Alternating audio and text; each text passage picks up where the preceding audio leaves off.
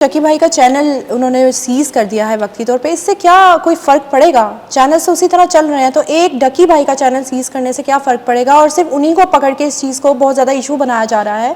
बहुत से लोग हैं जो ऑलरेडी ये काम कर रहे हैं, बहुत बड़ी बड़ी पर्सनैलिटीज़ हैं, उनको हाईलाइट नहीं किया जा रहा, बट डकी भाई को ही टारगेट किया गया है। डकी भाई का जो केस है ना, वो नहीं है, ठीक है, वो असल में अपने चैनल से जुआ ऐप को प्रमोट कर रहे थे। अच्छा, उसमें उन्हें गिरफ्तार किया गया और हम एक्सपेक्ट कर रहे थे कि आगे बहुत बड़े बड़े नाम गिरफ्तार होंगे डकी से जो इन्वेस्टिगेशन, मगर वो नहीं हुए। उसमें चूंकि गुज़िश्ता जो PSL था, मुबैना तौर पे इतला है कि उसके अंदर भी दानिस्ता नादानिस्ता बोर्ड की गलती से एक जुआ ऐप का स्पॉन्सर जो है ना, उसको अलाउ कर दिया गया। वो एक टीम के किट्स पे भी कहीं लग गया, मे बी उसमें प्लेयर इनोसेंट हो, प्लेयर्स को ना पता हो कि ये कोई जुआ ऐप है। तो उसी जुआ ऐप की वजह से इंडिया में सुरेश रायना और शेखर धवन, उनके बड़े दोनों लेफ्ट हैंडर हैं, वो अरेस्ट भी हो गए, इन्वेस्टिगेट हुए। तो डकी को असल में तो उस चक्कर में गिरफ्तार किया गया कि उस चीज को रोका जाए। अच्छा, लिटरली मैंने खुद देखा कुछ छोटे बच्चों को जो इन एप्स को यूट्यूब पे देख के और वो उस पे खेलना शुरू हो गए थे, और पेरेंट्स पे पॉकेट मनी के नाम से पैसे लेके वो जुआ ऐप पे हार रहे थे। ठीक है जी। तो कहने का मकसद है कि ये हो तो एक बड़ा एक गंदा और घनौना खेल था, और मे भी डकी भी इसमें। सिर्फ डकी भाई क्यों सर? डकी काबू आ गया ना, ठीक है मुतीबा। वो डकी का इशू ये हो गया कि डकी गिरफ्तार हो गया, रजब भट्ट को पता चल गया, वो पहले मुल्क से भाग गया। रजब भट्ट का एक दूसरा भी इशू हो गया, रिलीजन वाला FIR कट गई, वो कहीं उस चक्कर में भाग गया, और एक दो लोगों को पता चला, वो अंडरग्राउंड हो गए, वो गायब हो गए, कुछ मुल्क से बाहर चले गए, उनके नाम ECL में है। ठीक है, वो जैसे ही पाकिस्तान के किसी भी एयरपोर्ट पे लैंड करेंगे, ये लोग ये अरेस्ट हो जाएंगे। अच्छा, NCCI ने डकी को भी इसी तरह गिरफ्तार किया। डकी को छापा मार के नहीं गिरफ्तार किया, डकी किसी अपनी कैंपेन के चक्कर में इसी तरह के प्रोजेक्ट में आउट ऑफ कंट्री जा रहा था, एयरपोर्ट पे पकड़ा गया, नाम ECL में था। तो वो इस तरह की सूरत हाल है। डकी चूंकि गिरफ्तार हो गया, तो इसलिए वो उसमें सजा भुगत रहा है। बाकी लोग अभी काबू नहीं आए, मगर उन पे केसेस मौजूद हैं। और सर, जो उनकी वाइफ से रिश्वत ली गई है, जो जी, वो एक बाइस शर्म काम हुआ। उसमें ना हमने इतना हीरो बनाया उन लोगों को जो इन लोगों को पकड़ रहे थे, जो इस जो है ना वो गंद को, नेगेटिविटी को रोक रहे थे। हमने बड़ा अप्रिशिएट किया।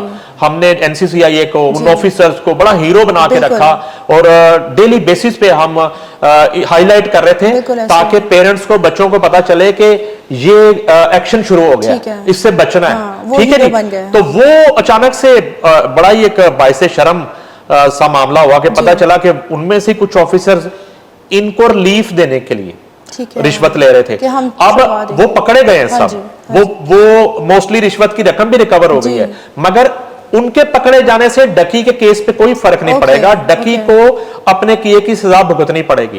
जिन जिन पे ये केसेस हैं, NCCI उनके खिलाफ कार्रवाइयां कर रही। ठीक है। सिर्फ उन कार्रवाइयों को थोड़ा सा माजी की तरह उजागर नहीं किया जा रहा, क्योंकि बीच में ये गंद हो गया है। ठीक है। उससे जारी बात है, इदारे की क्रेडिबिलिटी पे फर्क पड़ता है। तो अब जो है वो इन्वेस्टिगेट हो रहे हैं लोग। डकी जो है ना, उसका केस वहीं पे है। उनका जो क्लेम है रिश्वत का, वो अरूब जतोई जो है, उसमें वो मुद्दई है, वो FIR हो गई है, उनसे पैसे रिकवर किए जा रहे हैं। वो पैसे, रिश्वत के पैसे, इनको वापस लौटाए जाएंगे। ठीक है, डकी की फैमिली को। और इनके पास से जो रिक्वायर्ड है या इनकी जो लूटमार है, वो लेके कौमी खजाने में जमा करवाई जाएगी। अच्छा सर, हम जब बात करते हैं पॉडकास्ट की, बहुत ज़्यादा ट्रेंड आ गया है पॉडकास्ट का। डिजिटल मीडिया की हद तक तो ठीक है, लेकिन मेन स्ट्रीम मीडिया पे भी एथिक्स एंड नॉर्म्स को भूल चुके हैं। रेहान तारिक ने अभी रिसेंटली एक पॉडकास्ट किया जिसमें उन्होंने हकीम शहजाद से इंटरव्यू किया, और उसमें उन्होंने बहुत एक अनएथिकल बात की जो नहीं करनी चाहिए थी मेन स्ट्रीम मीडिया पे, बट उनको रोका नहीं गया और वो ऑन एयर भी हो गया। तो ये एथिक्स, नॉर्म्स, वैल्यूज़ कहाँ चली गई हैं? मतलब वो बेचने के लिए, रेटिंग के लिए कुछ भी कर रहे हैं। अच्छा, रेहान तारिक जो है ना, उनका जो मेरा पहला इंटरेक्शन है, पंजाब यूथ फेस्टिवल होता था, तो उसमें Guinness book of world record के लिए बड़े इवेंट्स होते थे, और जो नेशनल एंथम जीता हमने इंडिया से, 70,000 बंदे ने तराना पड़ा, वो उसका फाइनल क्वेश्चन मैंने और साहिर लोधी ने दिया था स्टेज से। तो उन दिनों उसी फेस्टिवल के अक्सर इवेंट्स में ना रेहान तारिक होस्टिंग करते थे। ठीक है।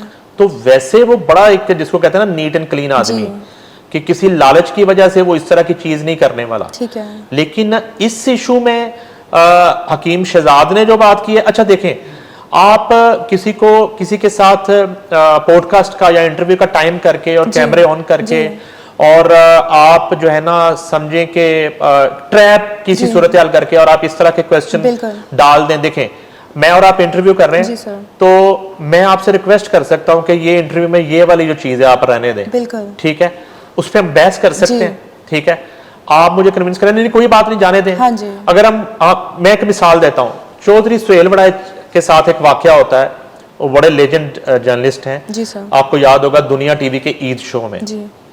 फिजा अली जो है उनके साथ जो है मिसबिहेव करती हैं, बिल्कुल। और वहाँ बड़े बड़े लोग बैठे होते हैं, कामरान शायद होस्ट कर रहे होते हैं, तो वो शो खत्म हो जाता है, रिकॉर्डेड शो होता है। अच्छा, कुछ इस बात का लोगों को नहीं पता, कामरान शायद सुहेल बड़ाई साहब से राब्ता करते हैं ओके।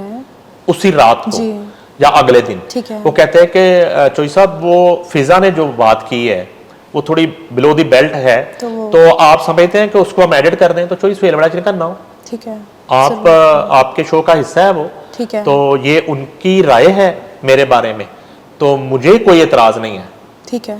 वो ऑनर हो गई। जब वो चीज ऑनर हुई तो लोगों ने उसको माइंड किया बहुत, और कुछ पीटीआई के लोगों ने उस पर ट्रोलिंग की, फिजा अली बल्ले बल्ले, और सुहेल बड़ाई, और इधर के जो हमारे जैसे सुहेल बड़ाई के फॉलोअर थे, हमने जो उस पर रिएक्ट किया कि इतने बड़े बंदे के साथ इस तरह नहीं होना चाहिए, तो लेकिन उन्होंने अलाउ कर दिया, ठीक है, उन्होंने कहा जी अच्छा, मैं आपसे ये अर्ज कर रहा हूं कि अगर ये जो हकीम शहजाद है रेहान तारिक के शो में कोई नागवार कंटेंट था, तो क्या उन्होंने मना किया था कि ये पोर्शन नहीं लगाना?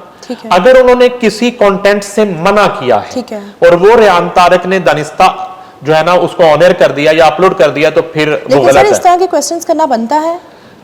मिस क्वेश्चन जो है ना वो फिर सब जगह पे जो है ना एक प्रॉपर रिसर्चर पर्सनल हो जाते हैं। आपके पास गाड़ी कितनी की है, आप कौन सी गाड़ी पे आए हैं, पैसे कहां से कमा रहे हैं, उनकी प्रॉपर्टीज के पेपर्स लेके वो दिखा रहे हैं, मतलब इतना ज्यादा पर्सनल कंटेंट क्यों दिखाना चाह रहे हैं वो? अच्छा, मे बी बाज का जो है ना इतना कंटेंट लोग कर चुके होते हैं, तो वो बंदा को नई चीज निकालने के लिए ये कर रहा होता है कि इनकी कोई पर्सनल चीजें निकालें, कोई शादियां निकाल लें उससे कोई वायरल हो जाएगा, कोई गाड़ी का पूछ लें उससे वायरल हो जाएगा।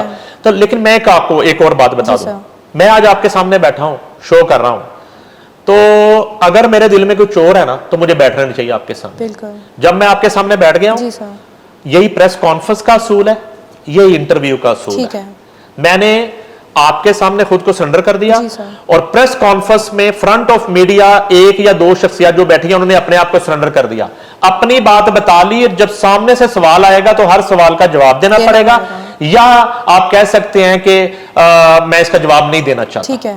ठीक है जी, तो ये राइट है। तो अगर हकीम शहजाद रेहान तारिक के सामने बैठे हैं तो फिर उनको हर सवाल का जवाब देना चाहिए। मतलब रेहान तारिक ने जस्ट अपना किरदार निभाया है, अपनी ड्यूटी की। हर बंदे का अपना स्टाइल होता है, आपका अपना स्टाइल है, शाहजेब खानजादा का अपना स्टाइल है, रेहान तारिक का अपना स्टाइल है, हर बंदे का अपना स्टाइल है। जब आप इंटरव्यू देने के लिए आ गए हैं, वो फिर जो मर्जी सवाल करे, आपका हक है, आप कह दें कि मैं इस पे कमेंट नहीं करना चाहता। ये तो सहाफती असूल है, ठीक है। और अगर कोई बात ऐसी कर दी है तो अब आपकी स्वाबदीद है, आप उसको रखना चाहते हैं, काटना चाहते हैं, नहीं काटना चाहते, ये कोई लड़ाई नहीं है। मेरी नजर में तो ये कोई इश्यू नहीं है, ये कोई इश्यू नहीं है। अगर आप के इतना प्रॉब्लम है कि आप अपनी गाड़ियां नहीं बता सकते, आप अपने असासे नहीं बता सकते, आप जो है ना अपनी शादियां नहीं बता सकते, तो फिर रेहान तारिक को इंटरव्यू क्यों देने आते हैं आप? बिल्कुल ना दे इंटरव्यू, मतलब पता है वो इस तरह के क्वेश्चंस करेंगे। आप किसी अपना बुलाए ना किसी पेड एंकर को,